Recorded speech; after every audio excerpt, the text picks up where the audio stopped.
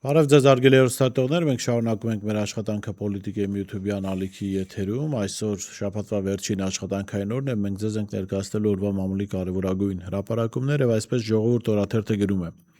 ԿԳՄՍ նախարարության եւ Hills սպորտային համալիր կենտրոնի միջև 2024 թվականի հուլիսի 8-ին ստորագրված հուշագրի իրականացումն արդեն հարցեր է առաջացնում։ Հատկապես հաշվի առնելով, որ ծրագիրը նախատեսում է պետական միջոցներով կառուցված մարզահամալիրի հետագա կառավարումը մասնավոր ընկերության կողմից։ Օրաթերթի հարցմանի պատասխան ԿԳՄՍ փոխնախարար Հասմիկ Ավագյանը հայտնել է, որ ծրագրի առաջին փուլում նախատեսվում է մարզահամալիրների կառուցում 3 մարզերում։ ՀՀ Գեղարքունիքի մարզում նախատեսվում է կառուցել սպորտային համալիրներ Մարտունի համայնքի Գետափնյա 22, Վայոց ձորի մարզում Եղեգնաձոր համայնքի Սպանդարյան 40.3, իսկ Արարատի մարզում Արտաշատ համայնքի Անդրանիկի 1 հասցեներում։ Նախարարությունը տեղեկացնում է, որ ծրագրի մեկնարկային փուլում պետական բյուջեի միջոցներով նախատեսվում է կառուցել 3 մարզահամալիր, որոնցով նախագծային փաստաթղթերը պետք է տրամադրի մասնավոր ընկերությունը։ Պաշտոնական պատասխանի համաձայն ծրագրի իրականացման առաջին փուլում նախատեսվում է Արարատ, Եղեգնաձոր եւ Մարտունի համայնքներում պետական բյուջեով նախատեսված միջոցներով կառուցել Զորախաչ ՍՊ-ի պատվիրակմամբ նախագծված թվով 3 սպորտային համալիր։ Ըստ նույն պատասխանի ընկերությունը մինչև 2025 թվականի ավարտը պետք է տրամադրի նախագծային փաստաթղթերը։ Հրապարակ օրաթերթը գրում է. Բաքվի գերությունից վերադարձած Գևորգ Սուջյանն ակտիվ է սոցցանցերում, հիմնականում հօգուտ իշխանության, ասել էր, որ բիզնեսով է զբաղվում, պարզվեց ՔՊ-ի սրտիկներով շապիկներն են արտադրում։ Նա ասաց, որ միայն շապիկների լոգոն չեն, նաև անկողնային պարագաներ, սրբիչներ, մենք չենք ֆիքսվում մեկ ոճի վրա, օրինակ սրտիկներով շապիկներ, ասեղնագործում ենք ցանկացած գաղափար ըստ պատվիրատուի ցանկության։ Պատվերները բազմազան են, հաճախորդները տարբեր, իսկ հետագայում կարող է ՔՊ-ի հետ քաղաքական կուսակցական գործընկերություն ծագել։ Այս պահին հստակ ծրագրեր չունենք, բայց զարգացումը մշտական գործընթաց է եւ ապագան բաց է նոր հնարավորությունների համար։ Ես զարմանում եմ մեր լրատվականների մամուլի գուցե կարճ հիշողության, գուցե շատ չեն փորփրում հասկանալու թե ով է այստեղ։ Այստեղ ԻԾՆ ՔՊԱ-ականներ 2018 թվականից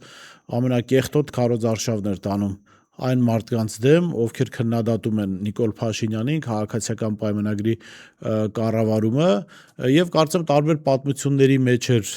ընկել դրամահավաքների հետ կապված, այս պայն մանրամասները չեմ հիշում, բայց ուզում ասեմ հենց սկզբից ՔՊԱ-ական էր, երեք տեսա միտեղ էլ գրված էր, որ պատերազմի մասնակից գերեվարվել է, պատերազմի մասնակից չի եղել այս մարդը, ուղղակի գերեվարվել է, ընդ որում գերեվարվել է այն պատճառով, կարծեմ Հեյդար Ալիևի կնոջ մասին այլ որակի գրառում է արել եւ նշել է իր լոկացիան, այդտեղ ադրբեջանական հատուկ ծառայությունները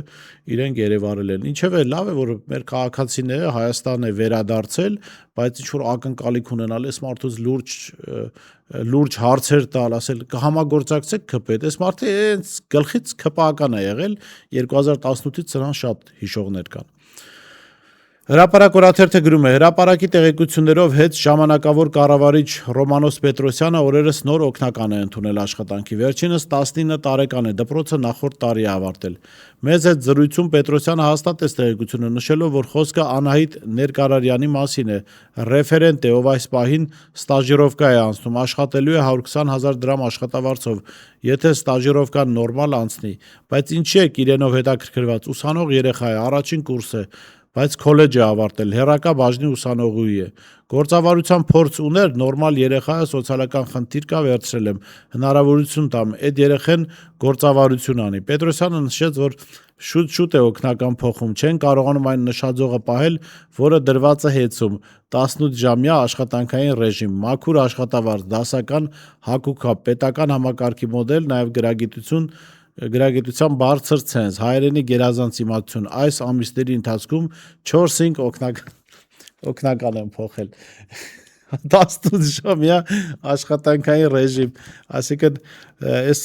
19 տարեկան աղջիկը 6 ժամ է քնելու, դուք պատկերացրեք, եթե մարդը, ենթադրենք 18 ժամ աշխատում է Ռոմանոսի հետ։ նու պետք է ինչ-որ գոնե կես ժամ 40 րոպե գնա աշխատանքի, սրանց տրանսպորտային լավումներն այնպիսին են, որ առնվազն մի ժամ պետք է գնա, մի ժամ գա, այդ պետքա մի երևի բնակավայր էլ, բնակատեղի էլ կառուցել հեծում, որ այս աղջիկը մնա այնտեղ, որովհետև ստացվում է, որ 20 ժամ ինքը աշխատանքի հետ կապված գնալ գալու եւ աշխատելու մեջ է լինելու։ Բայց դեռ լավ է, որ 19 տարեկան աղջկա են ընդունել գործի, ես հիշեցնեմ դատախազուհին գլխավոր 16 թե 17 տարեկանում էր Ավանի ՀԿ-ական թաղապետի խորհրդական, դե այստեղ դեռ ռեֆերենտ է ինչ որ գրագրությամբ է զբաղվելու, իսկ թե օրինակ դատախազուհին ինչ խորհուրդներ էր 17 տարեկանում տալիս Ավանի թաղապետին, դժվար է ասել։ Ինչևէ, սա դասական ԿՊԱ-ական վարքագիծ է, կարծում բոլորդ էլ հասկանում եք, որ քաղաքացիական պայմանագիրը պետական հաստատությունները կամ այն մասնավոր հաստատությունները, որոնք պետությունը իր վերահսկողության տակ է առել, հիմնականում օգտագործում իր ծանոթ բարեկամներին տեղավորելու համար։ Հրապարակ օրաթերթը գրում է. Արցախի դրոշը դպրոցի փառքի անկյունից չհեռացնելու համար օրերս աշխատանքից ազատման դիմում է գրել Արմավիրի մարզի Սարդարապատ համայնքի դպրոցի տնօրեն Կարինե Սմբատյանը։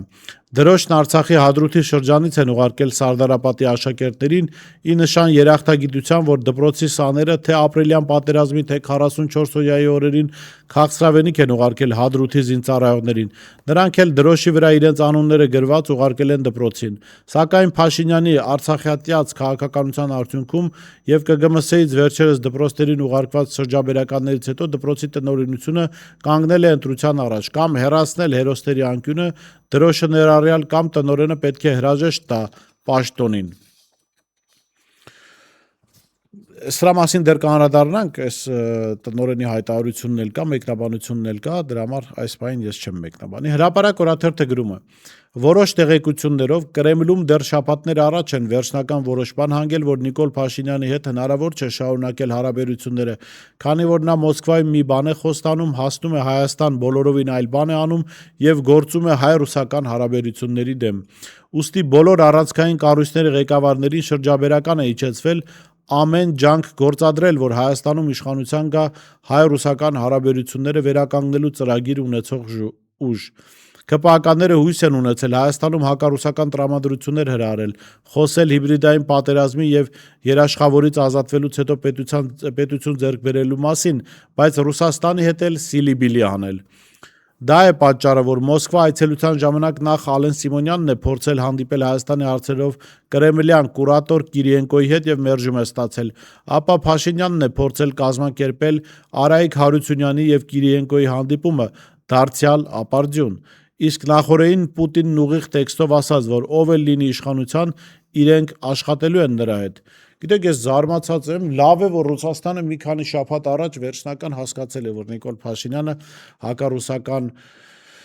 գծի մեջ է գործում, կարող են թողել ընդհանրապես մի քանի շաբաթ հետո դա հասկանալ, այն գիծը, որ ուներ Նիկոլ Փաշինյանը, կարծում եմ տեսանելի էր անգամ կույրերի համար, ընդ որում մի քանի տարի առաջ էր տեսանելի։ Իհարկե զարմանք է առաջացնում նաև տարբեր ծրագրերի վերաբերյալ ռուսական կողմի մի քանի ամիսը մեկ փոխվող տեսակետներին, օրինակ երեք ես ընթերցում էի Օվերչուկի հարցազրույցը 10-ին, որտեղ նա ասում էր, որ Թրիփը խաթարում է տարածաշրջանում հավասարակշռությունը եւ ասում էր, որ Թրիփը հակաիրանական նախագիծ է, նախագիծ է, որը ուղղված է եղել Իրանի դեմ։ Բայց այդ նույն Օվերչուկը օգոստոսի 15-ին հայտարարում էր, որ Ռուսաստանը աջակցում է Հայաստանին Թրիփի իրագործման գործում։ Հիմա երբ որ իրենք այսպես անընդհատ իրենց տեսակետները փոխում են, ճգնաժամային պահերին, երբ մոբիլիզացիա կա այստեղ եւ կարող է Նիկոլ Փաշինյանը խնդիրներ ունենալ, իրենք անում են հայտարարություններ, որը օգնում են Նիկոլ Փաշինյանին, հետո այդ ճգնաժամերն անցնում են, Նիկոլ Փաշինյանը թքում է հայ-ռուսական հարաբերությունների վրա, նոր որոշում են ինչ որ գնահատականներ տալ, փոխել իրենց նախկին գնահատականները, կարծում դա այլևս ազդեցություն չի ունենում։ Հրապարակ թերթը գրում է, թեև ապրիլի 11-ին Լուսավոր Հայաստան կուսակցության արտահերթ համագումար է նշանակվել, օրակարգում երկու հարց՝ հաստատել կուսակցության ընտրական ցուցակի առաջին 30 թեկնածուին, ինչպես նաև ընդունել կուսակցության նախընտրական ծրագիրը, սակայն որոշ տեղեկություններով ԼՀԿ-ի տունը կռիվ է ընկել եւ տարաձայնություններ կան հունիսի 7-ի խորհրդարանական ընտրություններին մասնակցել չմասնակցելու հարցի շուրջ։ Բանն այն է, որ տևական ժամանակի ինչ կուսակցության առաջնորդը բանակցում էր Սամվել Կարապետյանի առաջնորդած ուժեղ Հայաստան ուժի հետ, որպեսզի նրանց ցուցակով մասնակցեին, սակայն բանակցությունները սպասված արդյունքները չեն տվել, իսկ ԼՀԿ ղեկավարն արդեն հայտարարել է ընտրություններին մասնակցելու մասին։ Սակայն թիմում կան առանցքային դեր ունեցող կուսակցականներ, որոնք կտրականապես դեմ են միայնակ մասնակցելուն։ Կարծում են, որ անտեղի ռեսուրսների վատնում է լինելու եւ որ ամենակարևորն է իրենց մեղադրելու են ձայներ փոշիացնելու մեջ, քանի որ հարցումներն էլ են ցույց տալիս, որ այս ուժն անցողիկ շեմը հաղթահարելուց շատ հեռու է։ Սակայն Մարուկյանը կողմ է մասնակցությանը, թե ինչպես կհանգուցալուծվի այս վեճը եւ արդյոք որոշ կուսակցականներ չեն համաձայնի ընդգրկվել ցուցակում, պարզ կդառնա մեկ շաբաթից։ Իհարկե քաղաքական դաշտը շունչը պահած պիտի սպասի, թե Լուսավոր Հայաստան կուսակցությունը ինչ է որոշում, որովհետև իրականում այս որոշումը այսպես տեկտոնիկ փոփոխություններ է բերելու քաղաքական դաշտում։ Ես կարծում եմ նաև իշխանափոխության հարցը կորոշվի հենց ԼՀԿ համագումարում, այնպես որ սպասենք համագումարին եւ տեսնենք ինչ զարգացումներ են լինելու։ Իրավունք թերթը գրում է. ՔՊ մարզային կառույցի ղեկավարներն այս օրերին զբաղված են ոչ թե իրենց կողմ մարդիկ հավաքագրելու գործով, այլ ճիշտ հակառակը։ Ըստ լավատեղյակ աղբյուրների, մարզային ԿՊԱ-ականներն այս օրերին խամ մարդիկ են ուղարկում ընդդիմադիրների շտաբներ, հասկանալու թե ով է տեղում, ով է կուրացիա անում ցուցակները, ով է քարոզարշավի պատասխանատուն։ Այս տեղեկությունները հավաքագրելը տեղի մարզային ԿՊԱ-ականներին հանձնարարել են մարզպետարաններից։ Ինչպես ասել է, առանձին կանրադառնանք Արմավիրի մարզի այդ Սարդարապատ համայնքի դպրոցի տնօրենի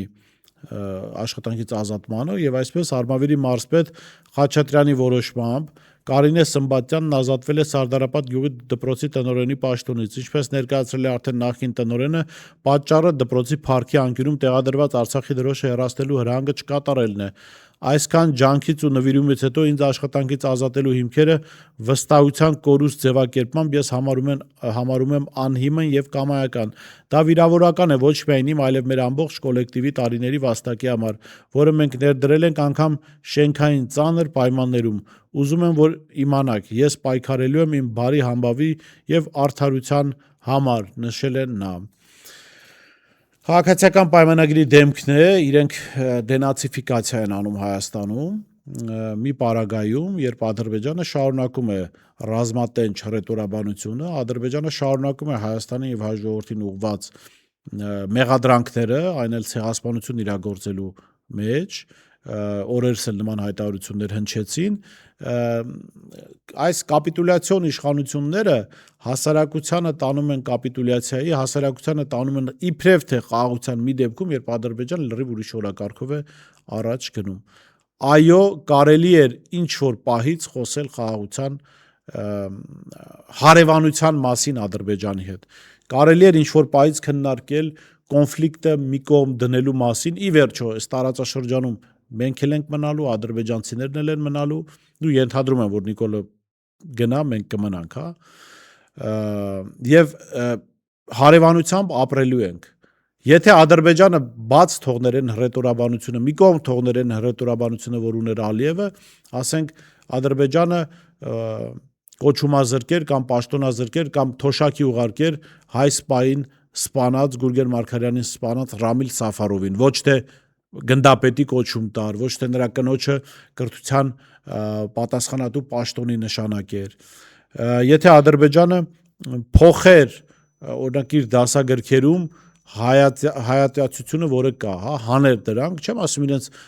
հորինված պատմությունը խմբագրեին, արդեն ասեն դե մենք այն ինչ որ ասում ենք սուտ է, չէ։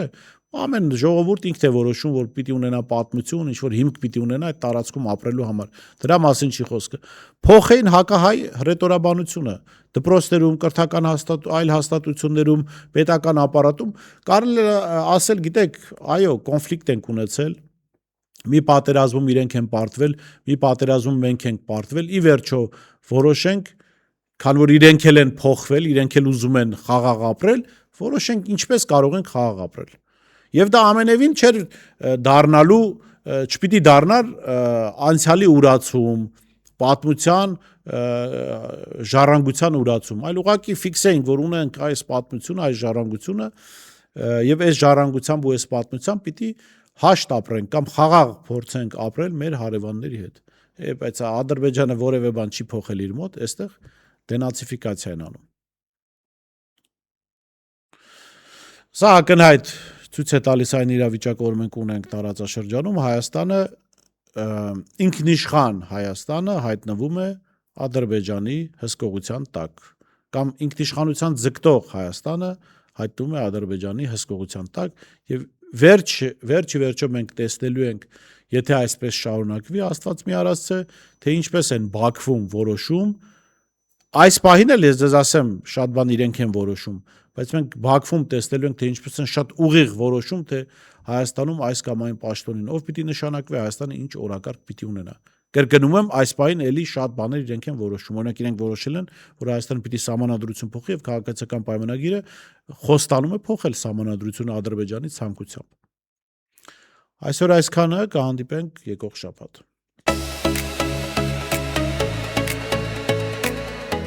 Հետևիր սրտիդ ձայնին, այն քեզ ուզում է տանել անհայտ հեռուներ, վայելիր աշխարհի չքնաղ քաղաքներն ու արևոտ լողափերը նոր զգացողություններով, նոր համերով։ 2026-ը թող լինի հույսերի, մոտիվացիայի, նպատակների իրագործման տարի։ Եվ հիշեք, ամեն ինչ սկսվում է մեկ որոշումից։ Նոր տարին գալիս է նոր հնարավորություններով ու արկածներով։ Քո հաջորդ արկածը մեկ թռիչքի հեռավորության վրա է։